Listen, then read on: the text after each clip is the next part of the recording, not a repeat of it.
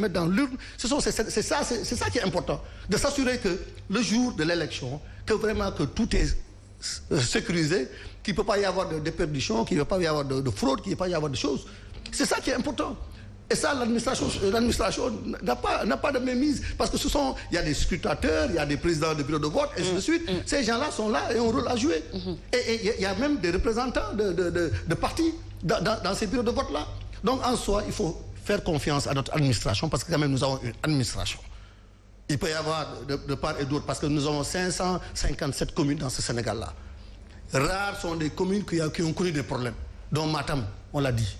Donc il faut, c'est moins de 10%. Allez-y, à la limite, c'est moins de 5%. Donc il faut faire confiance à l'administration, quand même.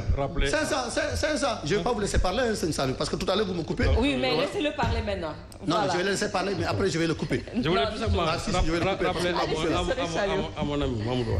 Le garant de la paix et de la sécurité dans ce pays, le garant, c'est le président de la République. Absolument, je suis d'accord avec vous. Mais lui, c'est le premier promoteur de cette violence-là dans le pays. Et comment? Et je vais le dire. Oui. Ce qui est arrivé lors de ces tournées au niveau de Matam, vous avez vu ce qui est arrivé? Des gens qui revendiquent démocratiquement leurs droits en montrant, en arborant des t-shirts sur lesquels il est affiché tout simplement des slogans qui ne vont pas, qui vont à l'encontre peut-être. Ce sont des épiphénomènes, ce sont des épiphénomènes, parce que ça a toujours existé. Ce n'est pas l'apanage du président. Ça a toujours existé, Oui, mais laissez-le faire. Il me coupait. Mais vous n'allez pas lui rendre l'appareil quand même. Ah non, bien sûr. Non. Et l'élégance. Ce qui est inadmissible, c'est que dans le cortège du président de la République, qu'il y ait des gens quand même qui ne sont pas habilités à être détenteurs de la violence légitime.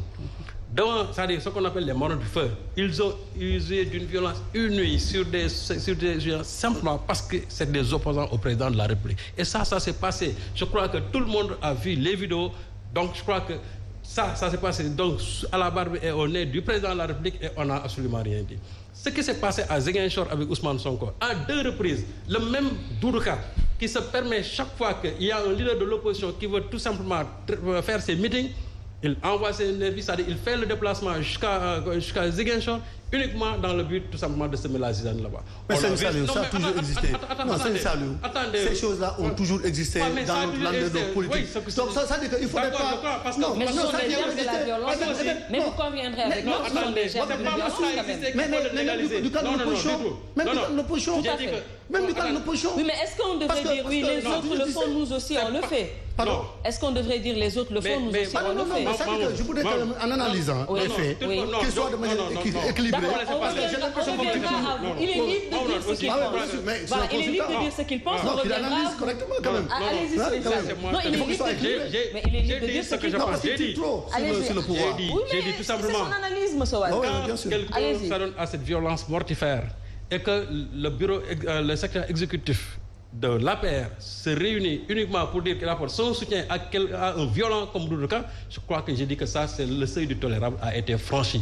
Et c'est parce qu'il a été soutenu dans un premier temps que dans un deuxième temps aussi, il a fait la même chose. Ça veut dire que demain, il risque tout simplement d'avoir des morts, tout simplement devant les forces de l'ordre qui doivent assurer, j'ai dit, la sécurité tout simplement des Sénégalais.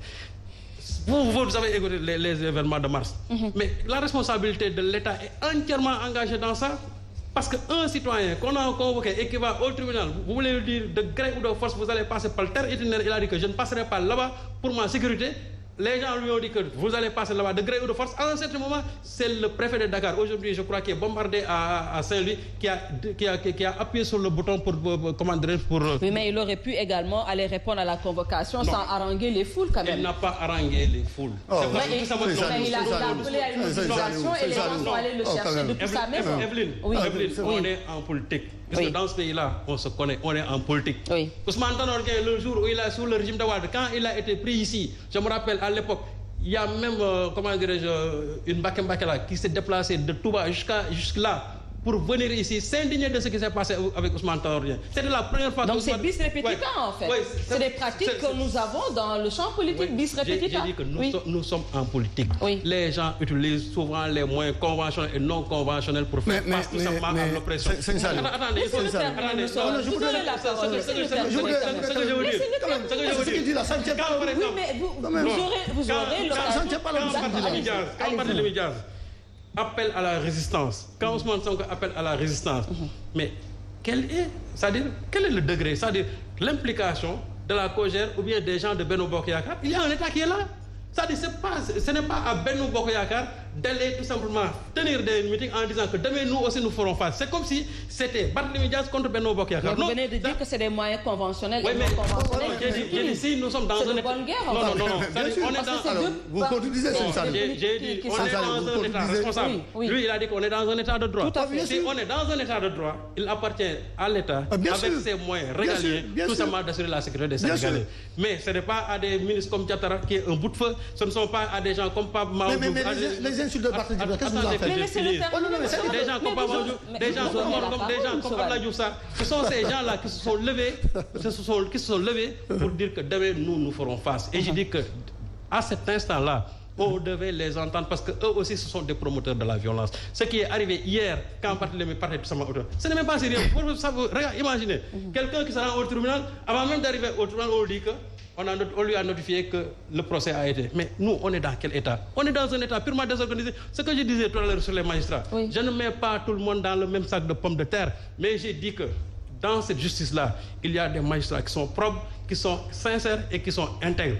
Mais il y a encore, en même temps, des magistrats qui sont connus de par leur connexion, de par leur compromission avec le pouvoir. Ça, personne ne peut le nier. Quand vous étiez, vous, dans l'opposition, vous disiez la même chose. J'ai dit, mettez la barre ici. J'ai dit, mettez la barre ici. Macky Sall lui-même, dans son Yoonu Yokkute, quand il parlait tout simplement de l'indépendance de la justice, il a flétri ces magistrats-là qui sont en connexion avec le pouvoir. Vous, quand vous étiez dans l'opposition, vous avez toujours eu la même attitude. Non, aujourd'hui, c'est pas vrai, non, c'est pas vrai. C'est pas vrai.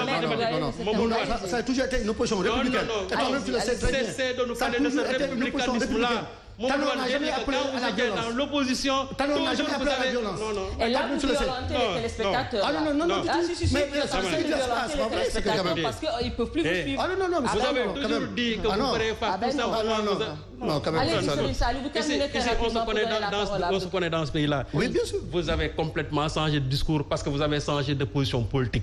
C'est ce que je disais tout à l'heure. Vous avez soutenu ici Barthélémy Diaz.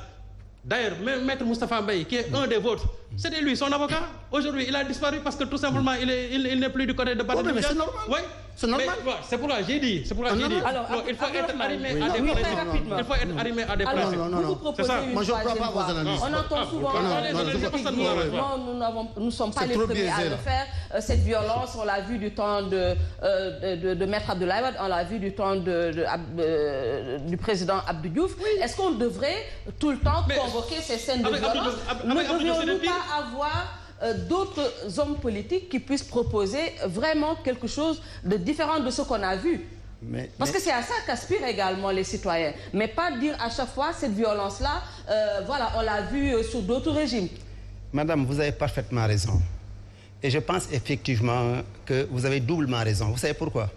Ce que nous sommes en train de faire ici, c'est des milliers de Sénégalais, des millions qui vont nous suivre.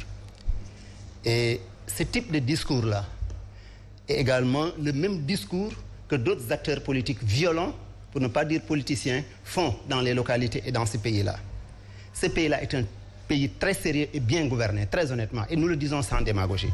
La justice de ce pays-là aussi est une bonne justice. Nous avons une justice qui fait le droit et qui applique le droit. Merci beaucoup. Nous avons une bonne administration aussi. Oui, mais laissez-le terminer.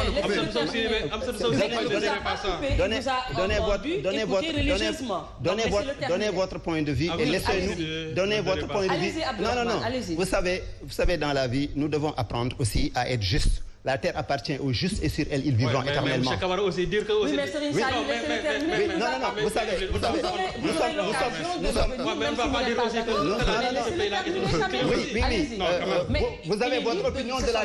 avez votre opinion de la justice, c'est mon analyse, et vous savez que les cours et tribunaux fonctionnent depuis que ce pays-là existe. Oui, mais aussi... Écoutez, dans quel métier, et dans votre métier, vous, en tant que journaliste, il n'y a pas de corrompu? Je l'ai dit tout à l'heure ici. Mais alors? Je l'ai dit. Mais alors? Mais est-ce qu'un seul corrompu... Mais vous n'êtes pas un journaliste. Attendez, monsieur Mamoudou Wade. Oui, mais laissez-le terminer. Mamoudou Wade, nous tous, acteurs politiques et citoyens de ce pays-là, nous ne devons pas être réfractaires à l'organisation. apprenons à nous calmer